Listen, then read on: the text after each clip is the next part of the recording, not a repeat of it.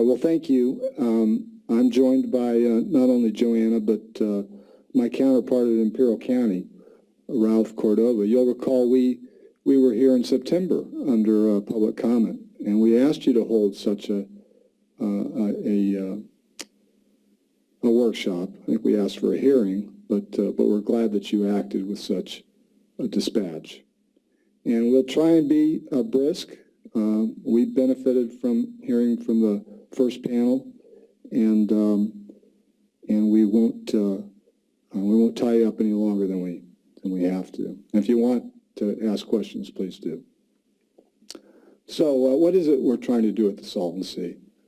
Well, I think that the first thing we're trying to do is to control for the public health and to preserve the environmental considerations that are important to us. But I think that the first thing we have to recognize is that the reason that the Salton Sea is the problem it is today is because it's hard. It's very large. If it were easy to do, people would already have done it. But these water transfers, the nation's largest agricultural to urban water transfer, they are speeding up the demise of this lake. Now, it was IID and Imperial County who first championed the notion of a smaller but sustainable Salton Sea. That was an important concession because you'll hear from people here today who want a big lake, and we'd be all for that. But what we're dealing with right now is what's in front of us. And the hydrology on the river, the pressures on that river system, things you're already familiar with. They dictate that Salton Sea is going to be smaller. I'm heartened to learn that the exposed playa isn't contributing to the air impacts today. But remember that the Salton Sea is surrounded by raw desert. And in 2017, I think we've established that the Salton Sea falls off a cliff. The lake bed exposes at a marked pace. And it's what we don't know about those constituents and properties that troubles me. So let's talk about what we ought to try to avoid at the Salton Sea. This is the Salton Sea under the no project alternative. That is, leave the lake to its own, to nature, let nature take its course, and see what happens. And what ends up happening is that the Salton Sea becomes an environmental ghetto. So those are the early years. Now we go up to 2017. 2022, that green area there is now you see it becoming more pronounced. This is smaller but unsustainable. Up to 64,000 acres. Remember, this is a 75-year water transfer.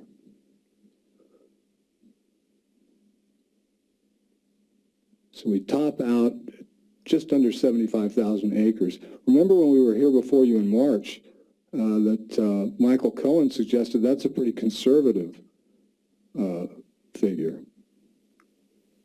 All right, so this is what the shoreline looks like. Now, I'm glad to hear that the wind blows harder in Owens Valley than it does in the Imperial Valley, but I can tell you, just from being a lifelong resident, that the wind blows pretty hard. Next slide. One of the themes that I kept hearing in the first panel was IID is doing this, we're waiting for IID to do this, we're working with IID, and all of that is true. IID has done a lot. IID yesterday voted unanimously to move forward with the water delivery backbone system that Bruce Wilcox told you about. IID did that, $500,000. So there's this tension between leading and owning this giant problem. And we've got water users who are very concerned about that. This summer we issued what we called a framework document and an executive white paper. Go ahead and change it. That's the Salton Sea at sunset. The backbone water delivery system. It doesn't matter what short-term plans are that move forward, or what the configuration of the lake eventually looks like. That backbone system is going to be needed, and it has to happen now. And you have to make decisions about where you site that and how it interplays with the other near-term projects. So it just makes sense to know where everything is and where it's going to be, which is why you have to deal with this comprehensively. And you have to recognize at the outset that it's not going to be cheap. You cannot deal with this kind of a problem on the cheap. My concern, frankly, is that we're still trying to do that. Now, in March, we told you that that this was an impending public health crisis, and it is. I think we gave short shrift to the notion that it can be solved, because it can. It is not unsolvable. I think what IID needs is a partner. And I think it also needs confidence that these near-term and medium-term projects fit into a larger scheme that actually addresses the Salton Sea for the next 30 years. And why wouldn't you do that at the outset? I mean, it seems to me, we heard from the Energy Commission, you know, over the course of the next 30 years, the renewable portfolio standards moved to 50%. So we were told, you know, the known geothermal resource area out there it's there, it's untapped, but it's out of the market. And we saw an NREL report just last week that said, you know, you can't put a surtax on that because it just make it more out of the market. Well, these energy agencies in California, they had the investor-owned utilities invest $3 billion in battery storage. Geothermal has a place at the Salton Sea, and it has a place in the toolbox to address the problems at the Salton Sea. When San Onofre went out, and I realize you're the water board, but just indulge me. San Onofre went out. That was 2,200 megawatts of baseload, non-emitting energy. And what did we replace it with? Well, we replaced it mainly with natural gas. And we added the equivalent of 2 million new cars to the highways and byways of Southern California.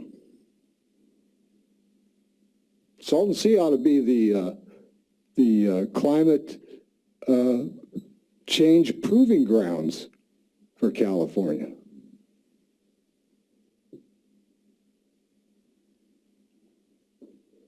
So these no regrets projects, which we need more of, they only make sense if they fit into a longer term plan. We can live with incremental projects. We can accept incremental funding. But we can't just abide an incremental vision.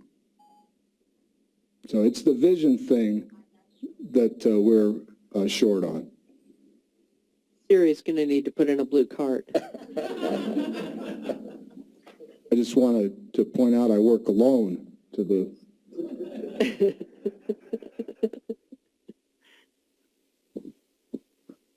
I do want to say something. I want to touch on the Colorado River. I know it's not escaped your attention that Colorado River is complicated. It's a race between the Delta, the Salton Sea, and the Colorado River for most complicated issue. True. But you know, when this... it seems almost easy compared to that. This is very important. When this water transfer was entered into, the parties and the entire river community went through this sort of torturous process in which that mitigation water that your board or the previous, your Thank you. state water board yes. Imposed, they won't even call it Colorado River water. They call it exchange water, right? Because the Salton Sea has no water right. And we don't want to bestow one on it. But exchange water, so there's this alchemy that occurs, and it's not from the Colorado River. It's the terminus of our system, right? So the Colorado River the system is complicated. And the Salton Sea is connected to it. And these water transfers are contingent on us finding a solution there, not 10 years from now, right now. It's not IID's petition. It's not the rogue mentality of the independent-minded Imperial Valley water users. It's the problem at the Salton Sea. I'm going to stop and let Ralph take it from here. Thank you, Kevin. I appreciate that. Good afternoon, members and Chairman Marcus. I'm here today on behalf of the County of Imperial. That's just... Yes, ma'am. I'm here on behalf of the County of Imperial as its County Executive Officer. Understand the importance of today's hearing. With me today, I have 3 board members from the Imperial County Board of Supervisors. Chairman Ryan Kelly, Vice Chairman Jack Terrazas, and Supervisor Michael Kelly, no relation to Ryan Kelly.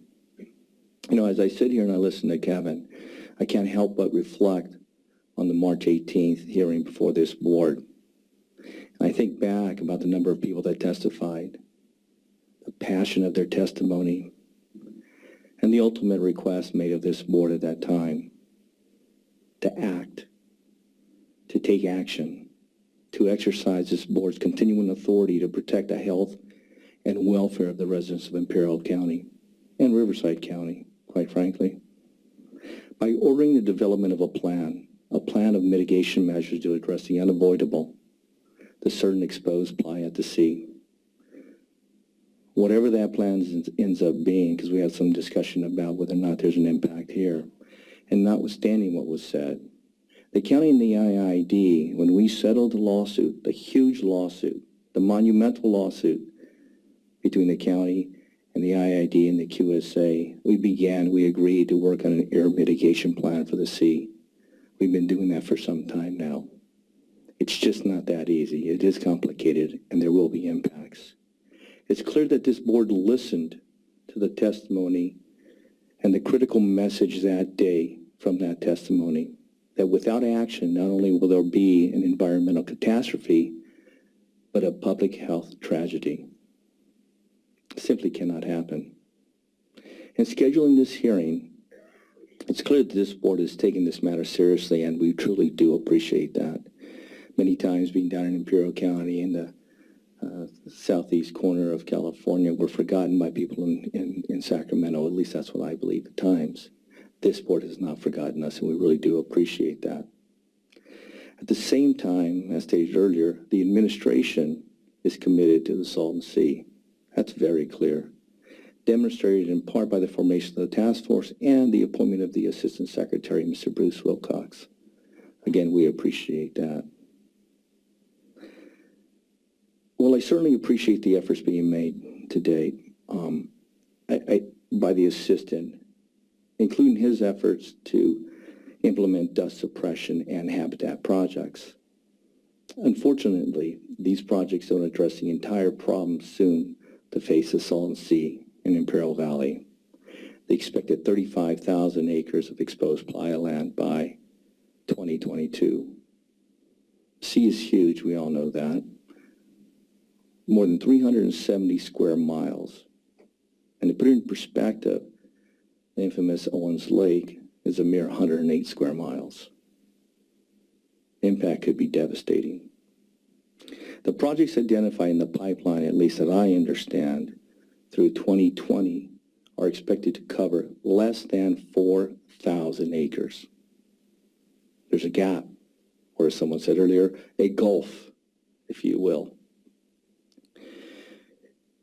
Studies have shown that by 2022, a short 2 years after the 4,000 acres would be addressed, close to 35,000 acres will be exposed. The question that I have, and the question that I pose today, is when and how will these 30,000 acres, that gap between 35 and 4,000, and dropped it down to 30,000 acres of exposed playa, how will this gap be addressed?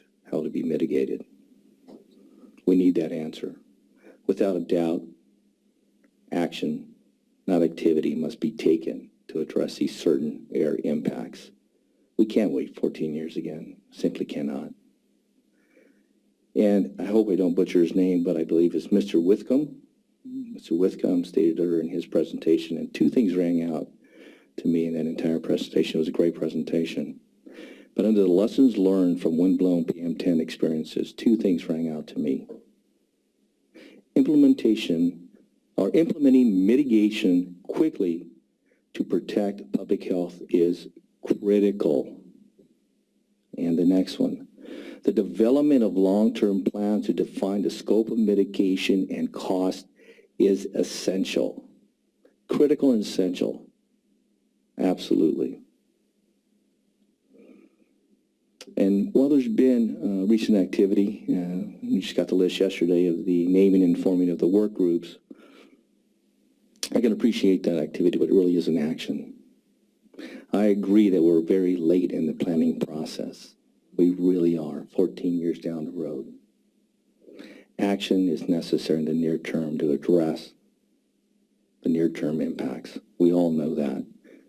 I find it a little disheartening, though, quite frankly, after listening to the CEC presentation here today, that missing from the list of work group participants are representatives of the PUC and the CEC.